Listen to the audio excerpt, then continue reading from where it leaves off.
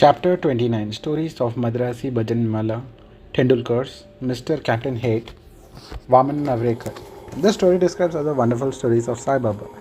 Madrasi Bhajanmala. In the year 1968, that a Madrasi Bhajani Mela, that is the party of the Ramdasi Panth, started on a pilgrimage to the holy city of Banaras.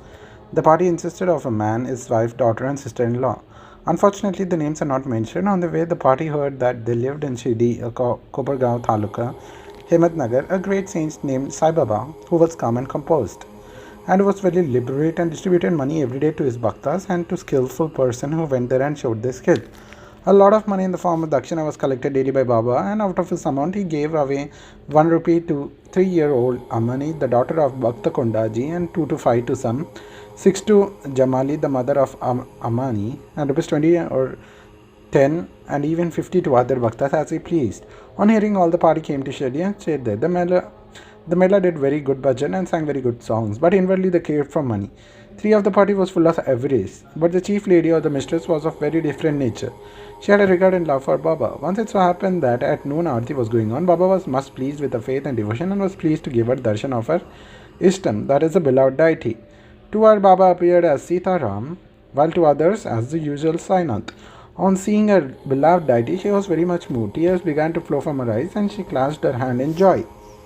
The people began to wonder at her joyful mood, but they were not able to guess the cause. Late in the afternoon, she disclosed everything to her husband. She told him that she saw Sri Ram in Sai Baba. He thought that she was a very simple and devout, and on seeing Rama might be an illusion of her mind. He pooh-poohed her, saying that it's not possible and that she should see Rama while they all saw Sai Baba. She did not resent this remark, as she was fortunate enough to get Ram Darshan, and when her mind was calm and composed and free from avarice.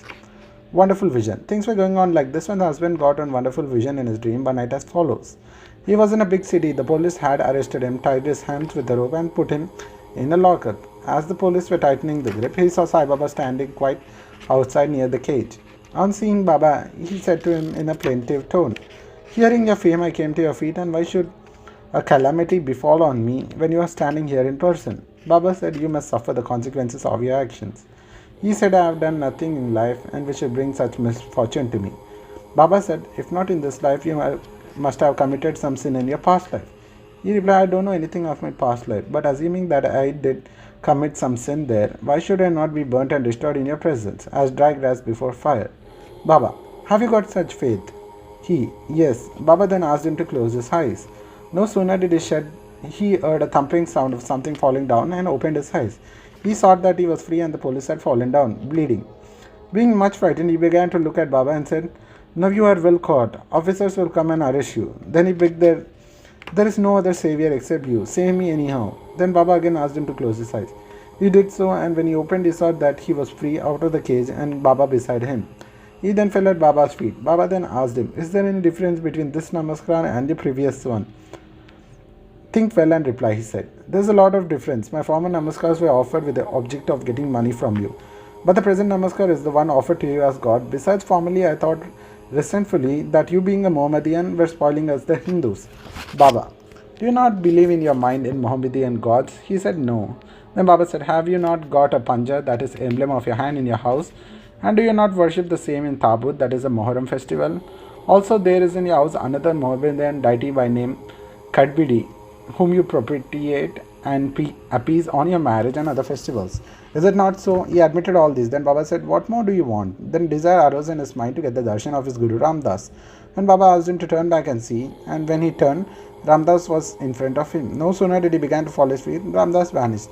Then the inquisitively asked Baba, "You look old. You know your age?" Baba said, "What? Do you know I am old? Just run a race with me and see." Saying this, Baba began to run and he too followed. Baba disappeared in the dust, raised by his footsteps while running, and the man was awakened. After awakening, he began to think seriously about the dream vision. His mental attitude had completely changed and he realized the greatness of Baba. After this, his grabbing and doubting tendencies disappeared and true devotion of Baba's feet sprang in his mind. The vision was a mere dream, but the questions and the answers therein were more significant and interesting. Next day, when all the persons assembled in the masjid for the aarti, Baba gave him prasad 2 rupees worth sweets and also 2 rupees from his pocket and blessed him. He made them stay there for a few more days and gave him blessings, saying, "Allah will give you plenty and He will do you all good." He did not get more money there, but he got far better things, that is Baba's darshan, which stood in good stead all along. The party got plenty of money afterwards, and the pilgrimage was successful, as they had not to suffer any trouble or inconvenience during the journey. They all returned home safely and sound. Thinking of Baba's worth and blessings and the ananda they experienced by the grace, the story illustrates one of the methods which Baba followed, in some cases to improve and reform his devotees. Second one is Tendulkar family. There lived in Bandra a family named Tendulkars, all the members of which were devoted to Baba. Mrs. Savitribai Tendulkar had published a Marathi book named Sri Sainath Bhajan Mela, containing 800 abhangas and padas describing the Leelas of Baba. It is a book worth reading by those who are interested in Baba. The son Baba Tendulkar was studying hard day and night and wanted to appear for the medical examinations. He consulted some astrologers examining his horoscope. They told him that the stars were not favorable that year and that he should appear for the examination the next year, when he would certainly successful. This cast a gloom over him and made him restless. A few days afterwards, his mother went to Shirdi and saw Baba. Amongst other things, she mentioned the gloomy and morose condition of her son, who was to appear for the examination in a few days. Hearing this, Baba said to her, "Tell your son to believe in me, to throw aside horoscopes and predictions of astrologers and palmists and go on with studies. Let him appear for the examination with a calm mind. He is sure to pass this year. Ask them to trust in me and do not get disappointed." The mother returned home and communicated Baba's message to her son. Then he studied hard in the due course, appeared for exams. In the written paper he did well, but being overwhelmed by doubts, he thought that he would not secure sufficient marks for passing. So he did not care to appear for the oral examination, but the examiner was after him. He sent a word through a fellow student that he had passed the written exam and that he should appear for the oral part. The son, being thus encouraged, appeared for the oral examination and was successful in both. Thus he got through the examination that year by Baba's grace. Through the stars was against him. It is to be noted that doubts and difficulties surround us just to move us and confirm faith. We are tested as it were. If we could hold on, confirm our faith, we are trusted as it were. If we only hold on to steady to Baba with full faith and continue our endeavors, our effort will be ultimately crowned with success. The father of this boy, Raghunath, was serving in some foreign mercantile company in Bombay. As he grew old, he was not able to attend his work properly, and so he had to take leave and rest. As he did not improve during the period of leave, a further extension of leave or retirement from service was inevitable. The chief manager of the firm decided to retire him on pension, as he was old and a reliable servant. The question regarding the amount of pension was to be given under consideration. He was getting 150 per month, and as his pension half the amount, that is 75, would not be enough to meet the expenses of the family. So they were anxious about the matter. 15 days before the final settlement, Baba appeared to Mrs. Tendulkar in a dream and said, "I wish that 100 should be paid as pension. Which will this satisfy you?" She replied, "Baba, why ask me this? We fully trust in you." Though Baba said 100, still he was given 10 rupees more, that is 110 as special case. Such wonderful love and care did Baba exhibit for his bhaktas. Third one is Captain Head. Captain Head was staying in Bikaner and was a great devotee of Baba. Once Baba appeared to him in his dream and said, "Did you forget me?" Head then immediately held Baba's feet and said, "If a child forgets his mother, how could it be saved?" Then he went into the garden, took out fresh valar papdi, that is flat beans, and made siddha, that is ghee, flour and dal, and dakshina was offered to all to Baba. When he was awakened and came to know that the whole thing was a dream, he decided to send all these to Baba at Shirdi. When he came to Gwalior some days afterwards, he sent rupees 12 by money order to a friend with instruction that rupees 2 should be filled in buying siddha articles and valpadi vegetables, and those should be offered to Baba with rupees 10 as dakshina. The friend went to Shirdi and purchased the item, but valpadi was not available. In a short time, a woman turned up with a basket on her end, which of course contained the vegetable.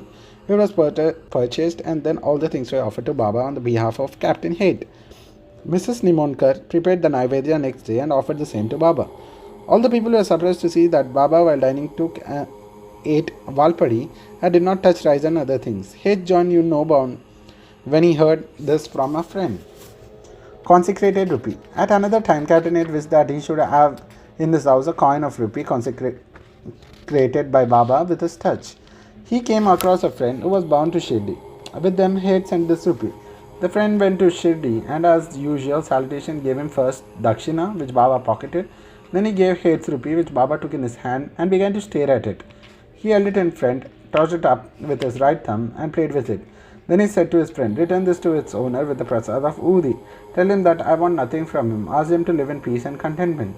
The friend returned to Gwalior, handed over the consecrated rupee to Hate, and told him all about what happened in Shirdi.